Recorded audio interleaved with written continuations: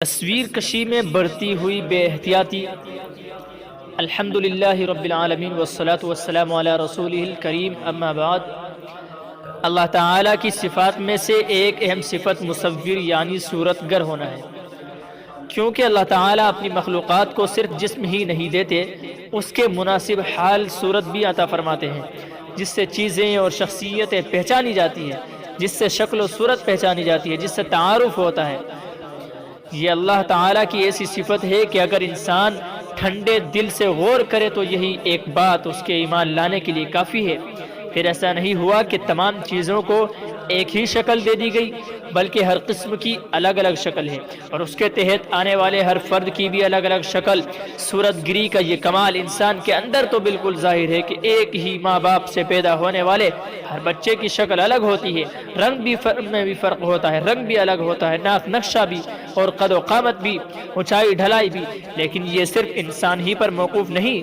آپ دیکھ لیجئے، ہاتھی، شیر، چیتا، بلی، بیل، بکری وغیرہ ہر جاندار کو اللہ تعالیٰ نے الگ الگ صورتوں سے نوازا ہے۔ پھر ایسا بھی نہیں کہ تمام بکریاں ایک ہی صورت کی ہو کہ پہچانی نہ جائیں، ایک ہی جیسی ہو۔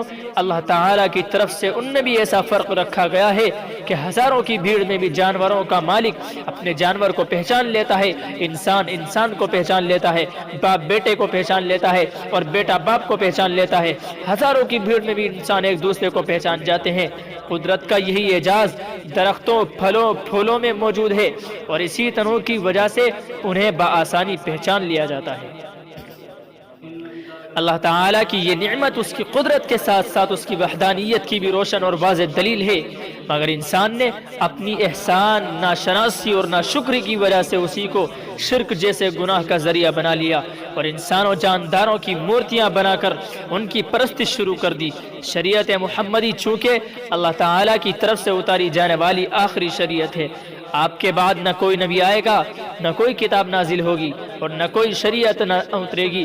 شریعت انسانیت کے لیے بھیجی جانے والی ایک شریعت صرف یہی آخری شریعت ہے۔ اس لیے اس بات کا خصوصی اہتمام فرمایا گیا ہے کہ جو چیزیں دوسری قوموں میں مشرکانہ افکار کے پھیلنے کا سبب بن گئی تھی، اس دین متین میں ان کو منع کر دیا گیا، اور وہ دروازے بند کر دیے گئے جو انسان کو گمراہی کی طرف لے جاتے رہتے تھے۔ جیسے پچھلی شریعتوں میں بطور تعظیم کے اپنے بڑوں کو سجدہ کرنے کی اجازت تھی، جیسا کہ حضرت یوسف علیہ السلام کے واقعے سے ظاہر ہوتا ہے، لیکن رسول کریم صلی اللہ علیہ وسلم نے اسے منع فرما دیا۔ رب کے معنی پروردگار کے ساتھ ساتھ مالک کے، اور عبد کے معنی بندے کے ساتھ ساتھ غلام کے بھی ہے۔ اس دوسرے معنی کے لحاظ سے غلام اپنے آقا کو رب اور آقا اپنے غلام کو عبد کہا کرتے تھے۔ آپ صلی اللہ علیہ وسلم نے فرمایا، اس تعبیر سے منع فرما دیا اور تلقین فرمائی کہ مالک کو سید اور غلام کو مولا کہا جائے۔ اسی طرح کے احکام میں تصویر کا مسئلہ بھی آتا ہے۔ قرآن مجید سے اشارہ ملتا ہے کہ گزشتہ اقوام میں مجسمہ سازی اور تصویر کشی کی اجازت تھی، جیسا کہ حضرت سلیمان علیہ السلام کے واقعے میں کہ حضرت سلیمان علیہ السلام کے لیے جنات مجسمے بنایا کرتے تھے، لیکن شریعت محمدی میں تصویر کشی کو شدت کے ساتھ منع فرما دیا گیا، کیونکہ یہ صورت گری اور تصویر سازی آہستہ آہستہ شرک کا سبب بن جاتی تھی۔ آپ صلی اللہ علیہ وسلم نے فرمایا کہ قیامت کے دن سب سے زیادہ عذاب اس شخص کو ہوگا جو تصویر بنائے گا، کیونکہ وہ اللہ تعالیٰ کے فعل تخلیق کی نقل کرتا ہے۔ اشد الناس عذابا عند اللہ یوم القیامت الذین یضاہئون بالخلق اللہ۔ آپ صلی اللہ علیہ وسلم نے یہ بھی ارشاد فرمایا کہ جس گھر میں تصویر ہوتی ہے اس گھر میں رحمت کے فرشتے داخل نہیں ہوتے۔ ان البیت الذی فیہ الصور لا تدخلہ الملائکہ۔ فرمایا اس لیے اصول طور پر یہ بات متفق علیہ ہے کہ تصویر کشی حرام ہے، البتہ احادیث صحابہ کرام کے آثار اور احکام شریعت کے مقاصد کو سامنے رکھتے ہوئے بعض تفصیلات میں فقہاء کے درمیان اختلاف رائے ہے۔ امام مالک کے نزدیک سایہ دار تصویر یعنی اسٹیچو بنانا حرام ہے، اور بے سایہ تصویریں جو کاغذ یا کپڑے پر بنائی جائیں مکروہ ہیں۔ چنانچہ سایہ دار تصویر کے حرام ہونے پر مذاہب اربعہ کا اتفاق ہے، اور بڑی حد تک یہ اجماعی مسئلہ ہے۔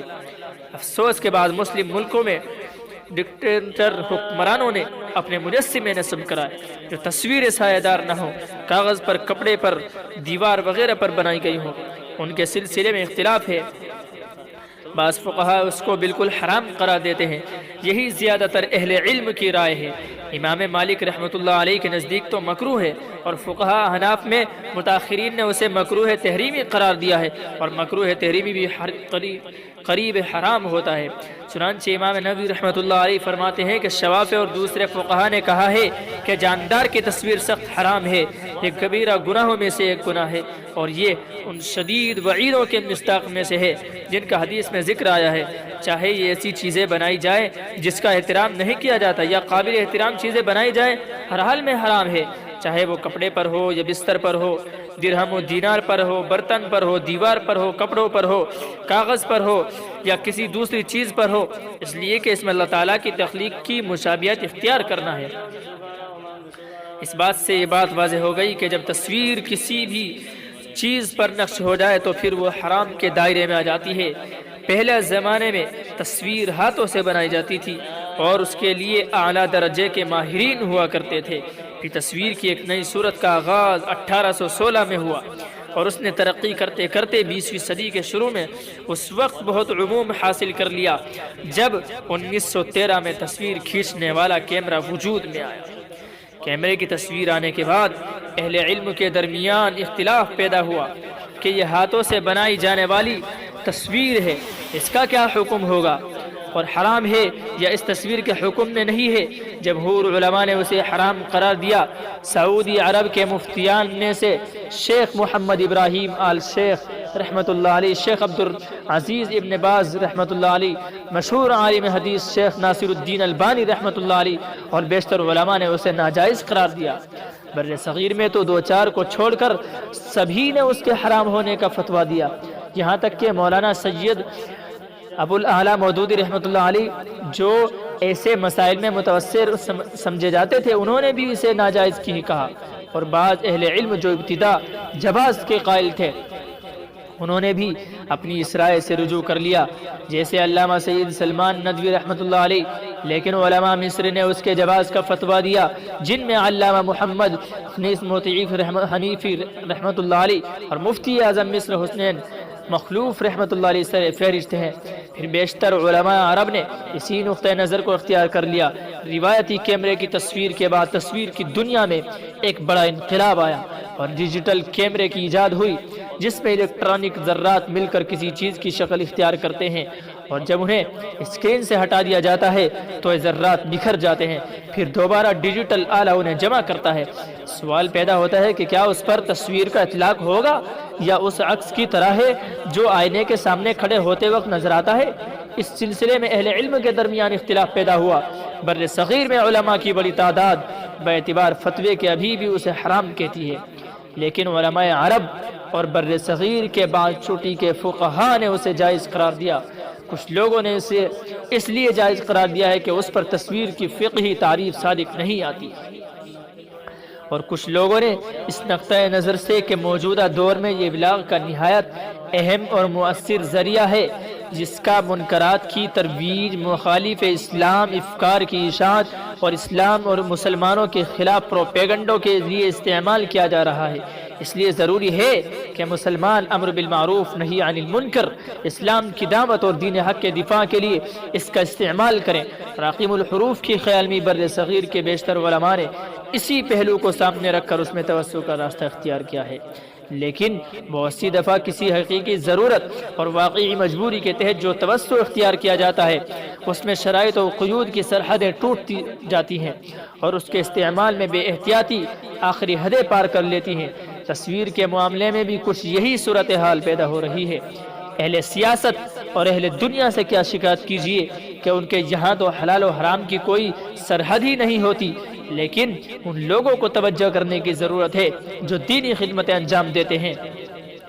دینی تعلیم ادارے چلاتے ہیں، مقتدائے قوم و ملت ہیں اور انہیں شریعت اسلام کا ترجمان سمجھا جاتا ہے کہ ان کے یہاں بھی تصویر کے معاملے میں بڑی بے اعتدالی، بے احتیاطی کی روش سامنے آ رہی ہے۔ نیز عوام ان کے قول و فعل کے درمیان ایک تضاد سے محسوس کرتے ہیں۔ اس بات کا تذکرہ مناسب معلوم ہوتا ہے کہ اولاً تو آج بھی اہل علم کی ایک معتدبی تعداد ہر طرح کی تصویر کو ناجائز ہی قرار دیتی ہے، لیکن اگر ہم ان حضرات کی بات کو قبول کر لیں جن کے نزدیک ڈیجیٹل فوٹوگرافی پر تصویر کشی کا اطلاق نہیں ہوتا، تب بھی اس میں کوئی اختلاف نہیں کہ روایتی کیمرہ یا ڈیجیٹل کیمرے سے لی گئی تصویر کاغذ، کپڑے، پلاسٹک کی سیٹ، دیوار، گلاس اور اس طرح کی چیزوں پر نقش ہو جائے، کپ اور دیگر پلیٹ وغیرہ اور اسی طرح سے برتن اور تھیلا وغیرہ کہ پھر اس کے حرام ہونے میں کوئی اختلاف نہیں۔ اب اس کی گنجائش کسی اہم ضرورت ہی کے لیے ہو سکتی ہے، جیسے passport, visa, Aadhaar card, PAN card, school میں ایڈمیشن، مدرسے میں داخلہ وغیرہ وغیرہ، یا کسی ملی مصلحت کے لیے جیسے ریلی اور جلسے کی تقریر، تاکہ یہ بات باور کرائی جائے کہ مسلمانوں یا ہم وطنوں کی بڑی تعداد ہمارے موقف کے ساتھ ہے۔ مگر اب اس وقت صورتحال یہ ہے کہ پہلے تو اخباروں میں خبروں کے ساتھ تصویریں آتی تھی، اب دینی جلسوں وغیرہ کے اشتہار میں بھی ادارے کے ذمہ دار اور مقررین کی تصویریں شائع ہوتی ہیں۔ پھر یہ جذبہ تشہیر اور آگے بڑھا اور جلسوں کے پوسٹر جن میں صرف تحریر ہوا کرتی تھی اس میں مقررین کے چہرے چھپنے لگے۔ پہلے صرف سیاسی پارٹیاں ایسے بینر شائع کرتی تھی، اب مذہبی تنظیمیں بھی کرنے لگی۔ پھر ایک قدم آگے بڑھتے ہوئے بعض علماء اخبارات میں اپنے مضامین اس طرح شائع کرانے لگے کہ اس میں ان کے نام کے ساتھ ساتھ ان کی تصویریں بھی پوری آب و تاب کے ساتھ موجود ہوتی ہیں۔ بات اس سے بھی آگے نکلی اور دینی حلقے کے بعض مصنفین نے اپنی کتابوں کے سر ورق پر تصویریں شائع کرنا شروع کی، یا اگر کسی شخصیت پر قلم اٹھایا یا کسی صاحب علم کا تذکرہ مرتب کیا تو اس پر صاحب تذکرے کی تصویر طبع کر دی۔ یہ صورتحال بہت ہی قابل توجہ ہے، قول و فعل کا تضاد بے اعتباری پیدا کرتا ہے اور علماء کے بارے میں عوام میں بدگمانیاں پیدا ہوتی ہے۔ اس لیے اس پر سنجیدگی کے ساتھ غور کرنا چاہیے اور علماء و خواص کو اس حقیقت کو پیش نظر رکھنا چاہیے کہ ان کا عمل لوگوں کے لیے سنگ میل کا کام کرتا ہے اور لوگ ان کو دیکھ کر سفر زندگی کی راہیں متعین کرتے ہیں۔ اس لیے تصویر بازی اور تصویر کشی، دن رات فوٹو کھینچنے کا جو سلسلہ چلا ہوا ہے، جہاں دیکھو ہر شخص فوٹو کھینچنے میں لگا ہوا ہے، ہر شخص ویڈیو بنا رہا ہے اور ہر شخص فوٹو کھینچ رہا ہے، کھاتے پیتے اٹھتے بیٹھتے جب دیکھو انسان اپنی فوٹو اور سیلفی لینے میں مصروف ہے۔ کیا یہ سب گناہ نہیں ہے؟ اس لیے ان سب چیزوں سے پرہیز کرنا چاہیے، توبہ کرنی چاہیے اللہ تبارک و تعالی سے۔ اللہ تعالی ہم سب کو معاف کرے اور اس طرح کے گناہوں سے بچنے کی توفیق عنایت فرمائے۔ مگر اہل علم کے لیے یہ فکر ہے، لمحہ فکریہ ہے کہ آج تصویر بازی اور ویڈیو بازی نے منبر و محراب کی رونق اور برکت تک کو چاٹ لیا۔ جب خطیب کو معلوم ہوتا ہے کہ اس کی تصویر اور ویڈیو بن رہی ہے تو اس کی توجہ بس اپنی بناوٹ کی طرف رہ جاتی ہے، حالانکہ دین اسلام کا خطیب جناب رسول کریم صلی اللہ علیہ وسلم کے منبر پر ہوتا ہے۔ اس کے دل کا اخلاص اور دل کی کڑھن اس کی تقریر سے زیادہ مؤثر ہوتی ہے۔ امت کے مقبول خطبہ اپنی تقریر سے پہلے باقاعدہ غسل یا وضو کرتے تھے، پھر صلاۃ الاستخارہ اور صلاۃ حاجت پڑھ کر اللہ تعالیٰ سے مدد مانگتے تھے، پھر استغفار میں ڈوب جاتے تھے کہ قیامت کے دن مجھے میری تقریر پر پکڑا نہ جائے، کہ دوسروں کو سمجھاتے تھے جبکہ خود بے عمل تھے۔